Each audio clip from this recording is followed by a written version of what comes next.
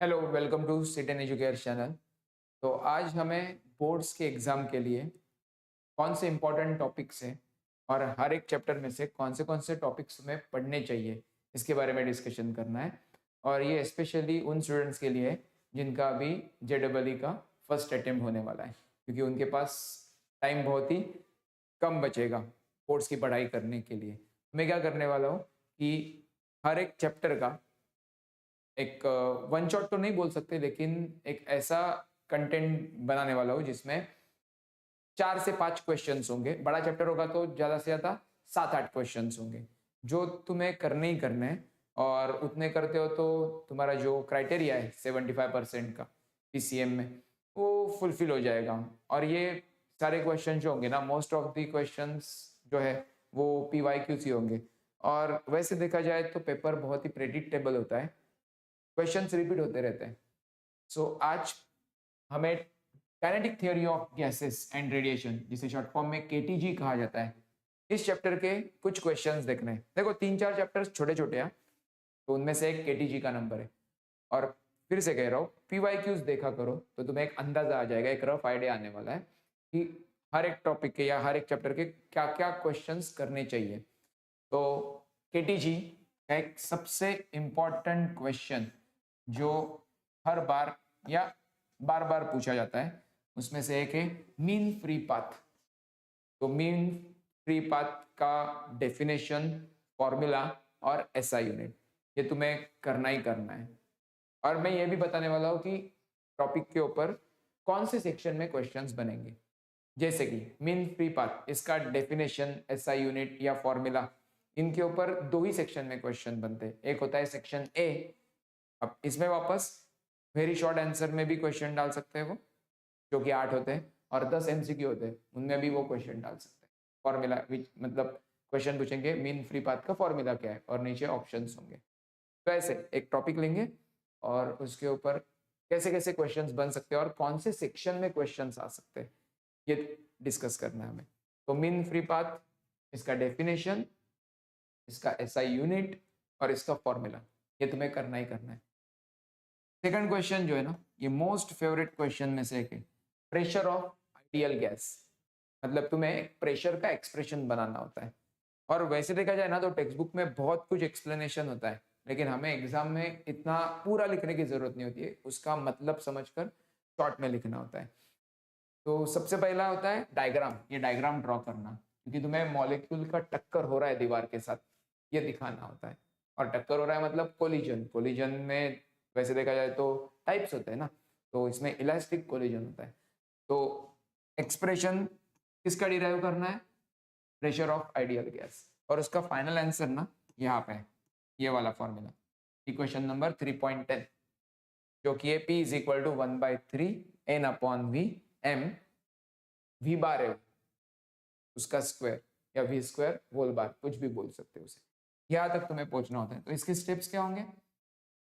सबसे पहले तो डायग्राम ड्रॉ करोगे, और डायग्राम के बाद ये क्यूब है, तो क्यूब का वॉल्यूम कितना है, एरिया कितना है, इसके बारे में एक एक दो दो लाइन लिख लो। और मेन जो डेरिवेशन का पार्ट है ना, वो यहाँ से शुरू होता है, इक्वेशन नंबर 3.7। बीच में जो भी पैराग्राफ्स है ना, उनका मतलब समझना है तुम्हें, और उसे एक दो लाइन में एक्सप्लेन करना है, ज्यादा लिखते मत बैठो। तो ये क्वेश्चन कहाँ पे आएगा? ये क्वेश्चन सेक्शन सी में आने का चांस ज्यादा है, क्योंकि लंबा है। सेक्शन सी जो है वो हर एक क्वेश्चन 3 मार्क का होता है ना, तो उसमें ये आने का प्रोबेबिलिटी सबसे ज्यादा है। तो तुम्हें ये करना ही करना है। तो अब तक अपने दो पार्ट्स हो गए। उसके बाद और एक important question, root mean square यानी आरएमएस स्पीड जो होता है ना, उसका टेम्परेचर के साथ रिलेशन क्या है। ज्यादा स्टेप्स नहीं है, एक दो तीन स्टेप में हमें आंसर मिल जाता है। फिर भी रूट मीन स्क्वायर का टेम्परेचर के साथ रिलेशन अगर तुम्हें समझ में आ गया और ये अच्छे से पढ़ लिया, तो न्यूमेरिकल्स में ये फॉर्मूला काम आता है। और कंपैरिजन होता है ना उसमें, एक गैस होगा तो नाम देंगे, उसका टेम्परेचर इतना इतना है, तो उसका आरएमएस स्पीड इतना इतना है। अब दूसरा गैस देंगे, एक तो सेम टेम्परेचर बोलेंगे या सेम स्पीड रखना है, तो कौन सा गैस होना चाहिए, उसका मॉलिक्यूलर वेट कितना है। ऐसे अलग अलग कॉम्बिनेशन में क्वेश्चन बनते हैं। तो इन सबके लिए एक फॉर्मूला सबसे ज्यादा इंपॉर्टेंट है, that is equation number 3.12, V R M S is equal to square root of 3 RT upon M0। तो ये फॉर्मूले के स्टेप्स छोटे से वो देख लो और उससे रिलेटेड तुम्हें न्यूमेरिकल्स भी करने। उसके बाद नंबर लगने वाला है। मैं पहले ना जो इंपॉर्टेंट है वो कवर अप कर लेता हूँ। मेयर्स रिलेशन इस सबसे फेवरेट क्वेश्चंस में से एक है। मेयर्स रिलेशन क्या है, उसके लिए एक्सप्रेशन डिराइव करो। ऐसे अलग अलग क्वेश्चंस बोल सकते हैं, पूछ सकते हैं। ये सी और डी दोनों में से एक में आ सकता है। देखो डी होता है ना, उसमें हर एक क्वेश्चन 4 मार्क का है, तो उसमें भी पार्ट्स होते हैं, पार्ट 1 पार्ट 2 या ए एंड बी। क्वेश्चन के सब क्वेश्चन बनते हैं, तो ऐसे हो सकता है ना। एक मेयर्स रिलेशन का डेरिवेशन 2 मार्क के लिए, और सीपी और सीवी या सीपी अपॉन सीवी गामा होता है, उसका रिलेशन कैसे निकाला। रादर ये अगर तुम्हें पता है तो उससे रिलेटेड कैलकुलेशन यानी न्यूमेरिकल, वो भी एक क्वेश्चन आ सकता है। तो तुम्हें मेयर्स रिलेशन करना है सेक्शन सी और डी के लिए। इसके बाद नंबर लगेगा।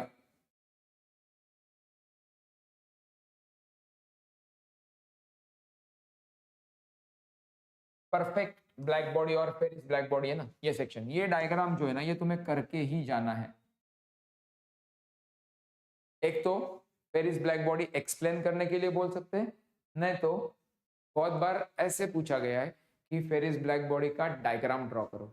नीट लेबल डायग्राम कहते हैं ना सेक्शन बी में 2 मार्क के लिए। तो तुम्हें फेरिस ब्लैक बॉडी करना है, इसका डिस्क्रिप्शन भी पढ़ोगे अच्छे से, और इसकी प्रैक्टिस करो इस डायग्राम की। और इसमें जो नेमिंग है ना, लेबलिंग है ना, वो इम्पोर्टेंट है। तो ये क्वेश्चन करना है तुम्हें। नेक्स्ट इज ये Kirchhoff law of heat radiation and it's theoretical proof. ये भी अब तक पूछा गया है, पीवाईक्यू में से एक क्वेश्चन है, तो ये भी प्रिपेयर करना है तुम्हें। और एक इसे कुछ लोग वाइन्स डिस्प्लेसमेंट करते कहते हैं, कुछ लोग विंस डिस्प्लेसमेंट लॉ कहते हैं। इससे रिलेटेड ना न्यूमेरिकल भी आ सकता है, क्योंकि lambda max into T is equal to B, उसमें बी कांस्टेंट है, तो लैम्बडा मैक्स और टी का इनवर्स प्रोपोर्शन। तो छोटा सा ही पार्ट है, और इससे और ये कांस्टेंट के वैल्यूज और उसके साथ साथ यूनिट्स एंड डायमेंशन, ये भी प्रिपेयर रखो। और जरूरी नहीं है सारे कांस्टेंट का डायमेंशन बाय हार्ट हो, एटलीस्ट यूनिट तो बाय हार्ट कर लो, क्योंकि अगर यूनिट पता है ना तो उससे डायमेंशन इजीली निकाल सकते हो। तो तुम्हें विंस डिस्प्लेसमेंट लॉ करना है। और लास्ट में Stefan Boltzmann law of radiation, इसका प्रॉपर डेरिवेशन है, तो वो तुम्हें करके जाना है।